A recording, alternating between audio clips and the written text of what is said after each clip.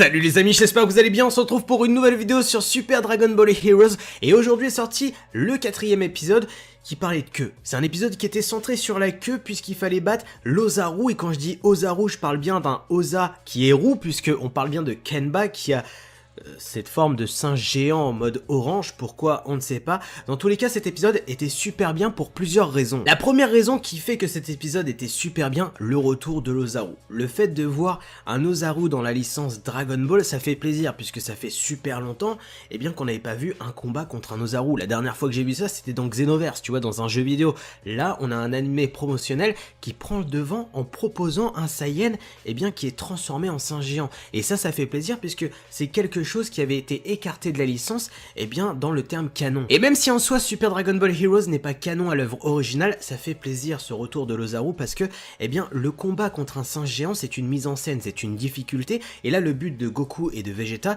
c'était couper la queue de Kenba pour qu'il se détransforme parce que il avait une puissance de FDP et surtout que pour un Ozaru, Goku va le dire dans cet épisode, il est ultra rapide. Et je le rappelle déjà que Kenba mettait à mal Vegeto Blue en forme normale sans se transformer en Ozaru. En Ozaru, Goku et Vegeta ne peuvent rien faire, ils sont en PLS total, la seule solution c'est couper la queue de Kenba et c'est un petit peu le dilemme de cet épisode et c'est vraiment cool de voir cette animation proposer un combat avec un Ozaru, cette mise en scène qui était vraiment bien faite et surtout que Super Dragon Ball Heroes a fait quelque chose que j'ai vraiment apprécié dans cet épisode. On a eu tous les stades de transformation de Goku crescendo pour nous montrer à quel point Kenba est puissant. En fait si vous voulez, pour moi Kenba est un petit peu une mise en bouche pour le film Dragon Ball Super Broly, c'est un petit peu l'ennemi qui est ultra fort, qui met la PLS à tout le monde et cet épisode était prenant comme je vous l'ai dit parce que on a eu un Goku et un Vegeta qui sont mis en Super Saiyan, qui ont été inefficaces face à l'Ozaru, puis on a eu un Goku en Super Saiyan Blue qui s'est dégagé du pied de Kenba,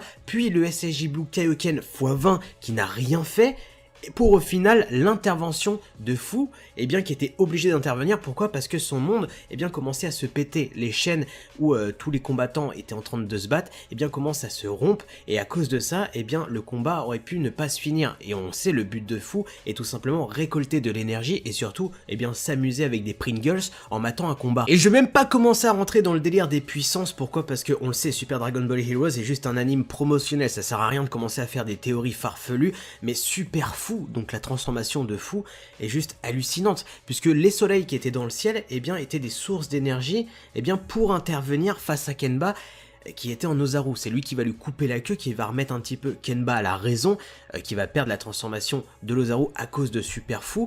Mais Super Fu, quelle est sa puissance? Tu vois ce que je veux dire? Déjà que Kenba met une PLS totale à tout le monde, quelle va être la fin de cet animé? Tu vois ce que je veux dire? Parce que Fu est un petit peu le vrai antagoniste de Super Dragon Ball Heroes. C'est lui qui a un petit peu mis tout le monde dans cette merde pour un petit peu manger les chips en solo et mater les combats en one-one ou à plusieurs. Et là on a juste eu une intervention très brève qui a été impressionnante parce que Super Fu, quelle est sa puissance?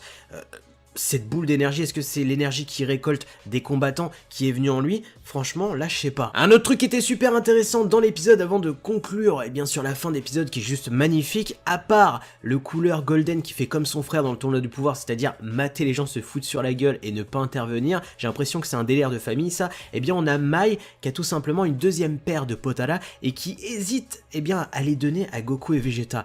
On le sait, elle va pas leur donner à eux, mais à Goku et Vegeta Xeno qui vont pop dans le prochain épisode. Oui, tu l'as très bien compris, on va avoir le droit à Vegeto Super Saiyan 4 Xeno, ça va être un total délire, tu vois ce que je veux dire, mais surtout ça va faire rager beaucoup de pucelles puisque peut-être que Vegeto Super Saiyan 4 sera la clé de réussite face à Kenba, c'est-à-dire que le Super Saiyan 4 serait plus fort que le Blue, tu vois ce que je veux dire?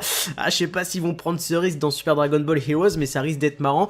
Là où c'est cool, c'est que cette fin d'épisode est juste malade. Oufissime, puisqu'on a un Kenba qui reconnaît les cheveux rouges du Super Saiyan God de Goku en disant tu es 3 petits points. Et c'est là où c'est intéressant parce que rappelez-vous à ma dernière review, je vous avais dit que j'ai un petit peu fouiné dans le manga de Super Dragon Ball Heroes et que Kenba aurait un lien étroit avec Yamoshi. Ce qu'on sait actuellement de Kenba, c'est que c'est un Saiyan du temps passé, un Saiyan qui vient de la source même, de l'origine des Saiyajin et qu'il a un lien très serré avec quelqu'un qui aurait eu le Super Saiyan God. Et qui on connaît à part Goku? Eh bien Yamoshi, ça a été dit très clairement en interview par Akira Toriyama, et d'ailleurs quand il voit Goku dans l'épisode, il le reconnaît pas comme Goku, mais comme quelqu'un d'autre. Et c'est là où c'est intéressant parce que on pourrait se dire eh bien que Yamoshi et Kenba sont liés par quelque chose. On sait que Yamoshi avait été assassiné par des Saiyajin mauvais, qu'il avait perdu l'essence du Super Saiyan God contre des Saiyajin et qu'il aurait péri. Alors est-ce que Yamoshi à l'époque se serait séparé de sa partie mauvaise, c'est-à-dire Kenba, parce que on sait que Kenba est quelqu'un juste maléfique, hein. C'est quelqu'un qui est juste mauvais à pur, qui est pur mauvais, tu vois ce que je veux dire? Tu peux pas trouver pur à part de la purée mousseline, à part Kenba. Et c'est là où c'est intéressant parce que pour moi, Kenba, soit il est la partie mauvaise de Yamoshi, soit eh bien il fait partie de sa fratrie. Et pour moi ça expliquerait tellement de choses parce qu'on voit que Kenba, eh bien il est inarrêtable. Le gars il arrive à contrer un Super Saiyan Blue, un Super Saiyan God, un Super Saiyan Blue Kaioken x20, un Végéto Blue. Et pour moi ça expliquerait très clairement sa puissance. Le fait qu'il soit la partie maléfique eh bien de Yamoshi ou tout simplement son frère. On sait que Yamoshi était un petit peu le berceau, l'histoire des Saiyans, c'est lui qui a eu le Super Saiyan God en premier, qui était l'espoir de sa race. Eh bien on pourrait très bien imaginer que Kenba était l'espoir de sa race mais côté méchant. Et ça expliquerait un petit peu le truc, et surtout, eh bien ça donnerait de la crédibilité à Super Dragon Ball Heroes, et franchement je kiffe. Enfin voilà tout ce que je peux dire sur l'épisode 4 de Super Dragon Ball Heroes, un épisode qui était vachement bien, qui a tout donné ce que j'aime dans Dragon Ball. Alors oui, Super Dragon Ball Heroes n'est pas ouf scénaristiquement, quoique, eh bien, avec l'histoire de Yamoshi qui pourrait se greffer derrière, ça pourrait être sympa. Dans tous les cas, j'ai hâte de voir l'épisode 5 parce que Végéto, Super Saiyan 4, Xeno, on va bander comme des porcs, on va péter des joggings à foison, préparez vos joggings.